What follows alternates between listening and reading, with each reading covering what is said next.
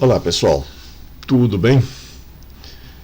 Pois é, semana passada eu estava escutando uma conversa em 40 metros, os colegas, papo técnico, a gente para escutar, né? Para aprender um pouquinho. A conversa era sobre emenda ou conector. Obviamente, um dos colegas defendia que emenda de jeito nenhum. Cabo coaxial não se emenda. Você compra conector, compra emenda de conector, monta os conectores e tal. E o outro colega dizia, não faz tanta diferença assim. Então eu resolvi fazer umas medições aqui para a gente poder tirar essa dúvida, ou pelo menos ter uma ideia de qual é o efeito, né, de uma emenda ou de um conector em um trecho de cabo coaxial. Daí cada um toma a sua decisão, se emenda ou se coloca um conector. Ok? Então vamos lá, vou mostrar como é que eu fiz essas medições aqui. Primeiro usei um cabo coaxial pronto que eu tinha aqui, um cabo bacana, apesar de ser do Dr. Ling, né? Xing Ling, ele está bem feito. É um cabo bom, um cabo corrugado, com dielétrico de Fuan, baixa perda. Essa é a especificação que eu encontrei na internet para esse cabo HCAHY59. Ele já vem conectorizado com conector N. Por isso que eu usei ele para fazer a referência do nosso teste. E entrei na internet para ver qual é o fator de velocidade, para poder calibrar o meu VNA no modo TDR. Para quem não está bem acostumado, TDR é o Time Domain Reflectometer, reflectômetro no domínio do tempo. Ele mede o comprimento da linha de transmissão. Só que para ele poder fazer a medição com uma certa precisão, ele precisa conhecer qual é o fator de velocidade, né? Ou seja, a onda eletromagnética no espaço livre ou no vácuo, ela se propaga à velocidade da luz. Agora, quando ela está dentro do cabo coaxial, como tem um dielétrico, nesse caso aí é um Fuan, né? é um teflon expandido com ar, essa constante dielétrica faz com que a propagação aconteça mais devagar, né? Isso muda o comprimento de onda e altera o que a gente chama de comprimento elétrico do cabo. Então o cabo tem um comprimento físico, mas eletricamente ele tem um comprimento menor, que é justamente a multiplicação do comprimento físico pelo fator de velocidade. Então usei isso, dei uma calibrada, medi o cabo tem 2 metros de comprimento, e com isso foi possível dar uma ajustada. Vocês podem ver aqui no gráfico do TDR, que eu tive que usar um fator de velocidade de 0,8 e não 0,82. Mas ele disse que é 84, não é 82. 0,84%, 0,84. Eu usei 0,8, deu certo, chegou aqui numa distância de 2 metros 0,1, então ficou calibrado. Não estou muito preocupado com isso, estou preocupado mais com a transição de impedância, né? Então ele está totalmente calibrado. Olha o cabo que bacana, 2 metros de cabo, em cima dos 50 ohms da calibração do TDR, então cabo de boa qualidade do ponto de vista de impedância característica. Quando chega aqui no fim, eu deixei o conector em aberto, então a impedância vai para o infinito. Para o infinito, 377 ohms ou maior, né? Então ela cresce bastante, isso para poder calibrar aqui o comprimento do cabo.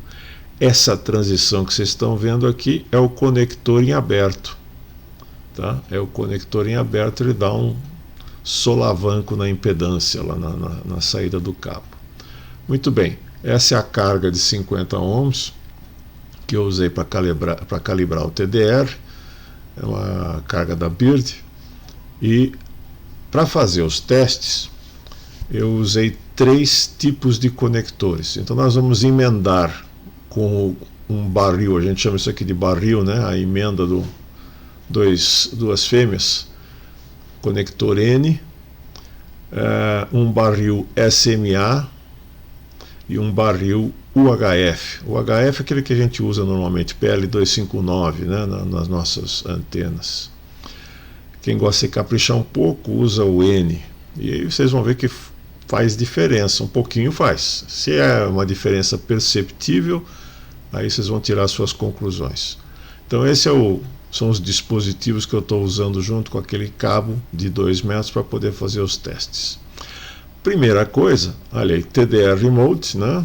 Coloquei o cabo de 2 metros até aqui, e aqui a terminação de 50 ohms. Então dá para ver que o TDR enxerga a carga da terminação como se fosse um comprimento infinito de cabo. Não tem fim, está casado. Porque não tem reflexão, né? Não tem sinal refletido por descasamento, está muito bem casado em 50 ohms. Então, só para mostrar que o cabo é muito bom, 50 ohms, a carga também está 50 ohms, então está tudo certo. O que nós fizemos então? Entre o cabo, depois de 2 metros de cabo, um barril N. N, a princípio, é o melhor conector para a gente usar. Ele é usado em instrumentação, é usado em alta frequência, em UHF, né? É um conector de melhor qualidade. Então, entre a terminação do cabo e a carga, foi colocado o barril de transição N. Já deu um pequeno solavanco aqui na saída, olha. Mas é muito pouco, né? O que daria ali?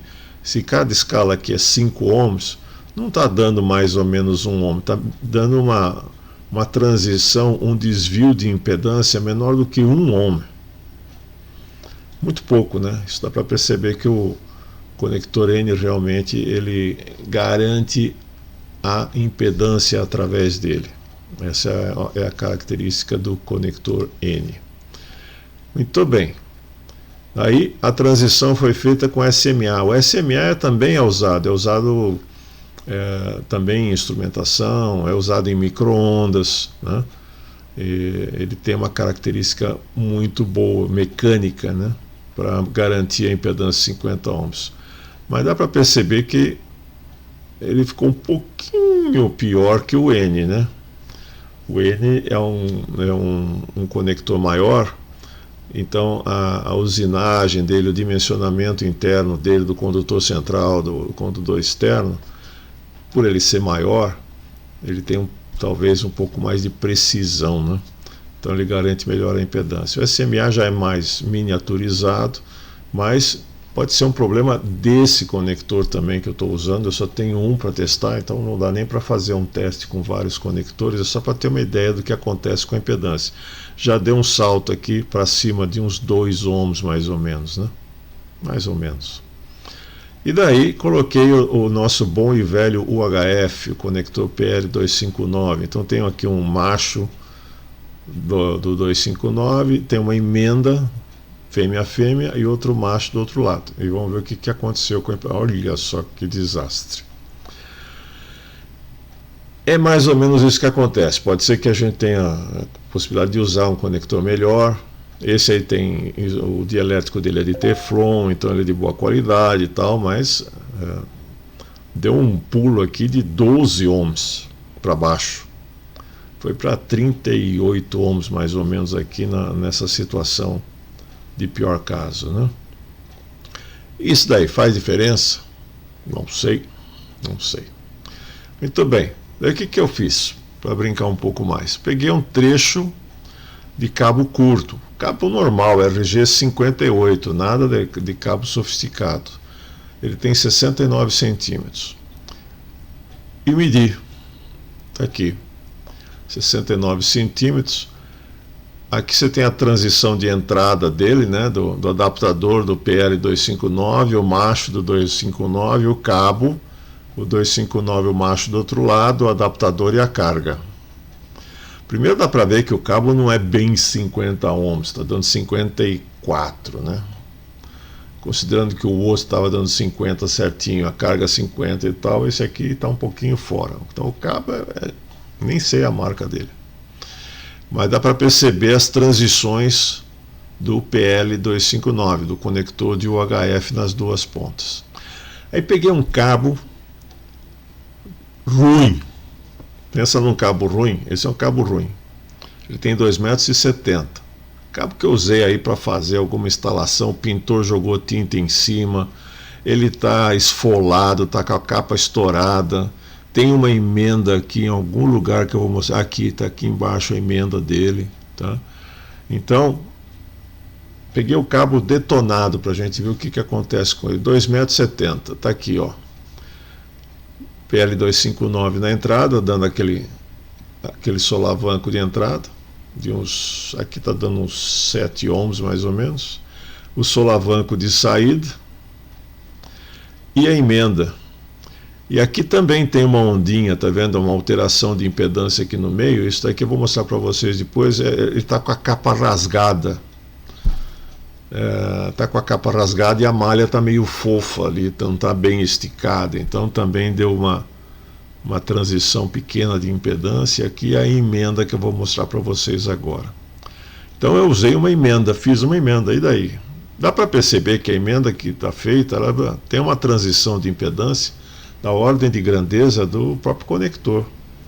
Então, se olhar por aqui, fazer emenda ou comprar conector e ter o trabalho de fazer o conector, eu não sei não.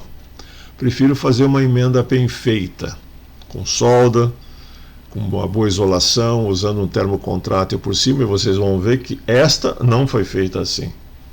Mas, mesmo assim, ela tem um desvio de impedância da ordem de grandeza do próprio conector que a gente usaria. Está aqui o cabo.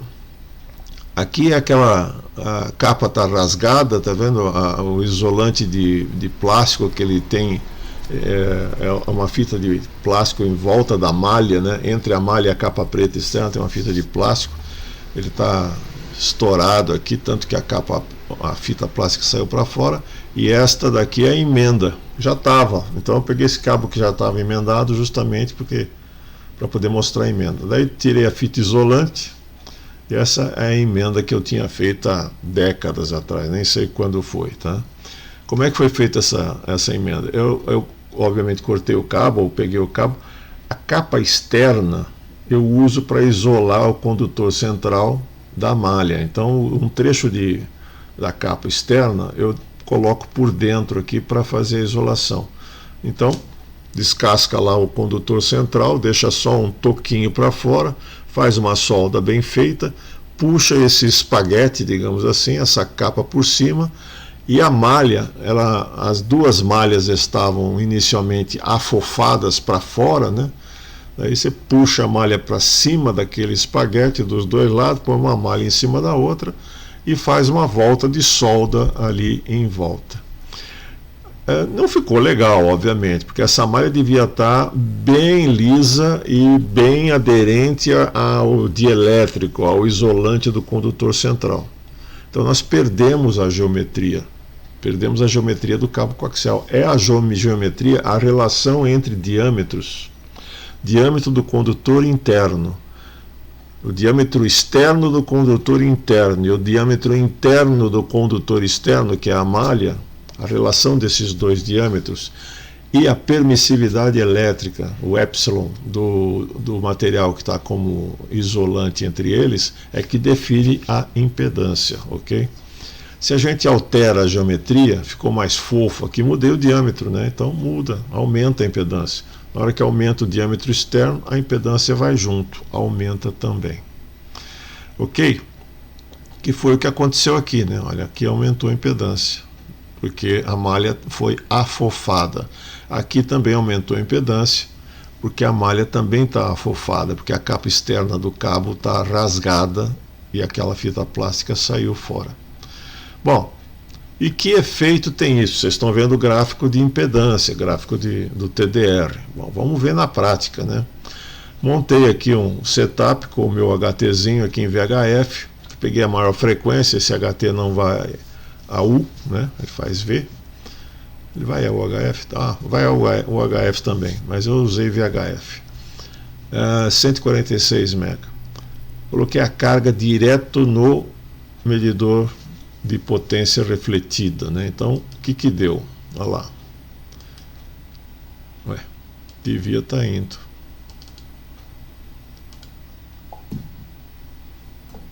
Ele deu 5 watts, agora eu vou virar aqui, refletida, não mexe nada, tá vendo? Tá bem casada. Essa carga, eu estou mostrando que a carga ela é realmente muito bem casada, 50 ohms, o ponteiro não mexeu na 5 watts direto, 000 na refletida. Ok. De novo, 5 watts, para vocês verem, volta para a refletida, nada, não mexe o ponteiro, ok? Então agora vamos para o cabo curto. Coloquei o cabo curto, 5 watts na direta. Na refletida, ele chega a querer mexer o ponteiro um pouquinho, não dá nem para medir quanto que ele levanta, tá? Ou seja, aquelas transições ali dos dois conectores de UHF causam uma pequena refletida ali, mas eu não consigo nem olhar no ponteiro para ver quanto é que era. E agora eu coloquei o cabo longo, 5 watts no direto, e na refletida ele vai dar 50 miliwatts, olha lá, 50 miliwatts, tá vendo? Então, aquela emenda, aquele furo na malha externa, voltou 50 miliwatts. Quanto que é 50 em 5? 5 watts, 100%, meio watt, 10%, 50 miliwatts, 1%. Então, vamos dar uma olhada então na tabela que relaciona perda de retorno, taxa de onda estacionária, perda por inserção, né? E potência refletida. Então, 1% vai dar uma taxa de onda estacionária de 1,222 por 1 e uma perda por retorno de 20 dB. Quer dizer, a potência refletida está 20 dB abaixo da potência transmitida, dando 1%. Então, o que eu queria mostrar para vocês é justamente que a emenda, primeiro, a relação entre os três conectores. Conector N, você quer fazer um negócio caprichado, usa conector N. O SMA, ele é bom, mas ele é para certas aplicações, ele é pequeno, delicado, você não vai ficar colocando SMA no coaxial da antena, não. Isso é para montagens pequenas, para coisas que você vai fazer um protótipo, um dispositivo. E o conector UHF é o nosso conhecido, que diz que é de UHF, mas ele não é lá essa Brastemp, essas coisas não. Então já deu para perceber.